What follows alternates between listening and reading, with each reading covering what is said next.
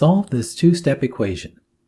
It's a two-step equation because it includes two operations, multiplication, shown here, and subtraction, shown here.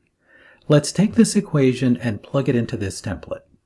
So we get 2x minus 5 equals 15.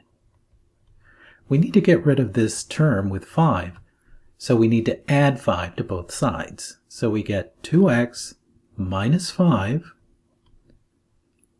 plus 5 equals 15 plus 5.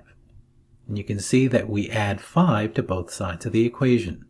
Simplifying, we get 2x equals 15 plus 5, or 20. This expression involves multiplication, and to undo it, we need to divide. So we take 2x and divide it by 2, and we take 20 and also divide it by 2.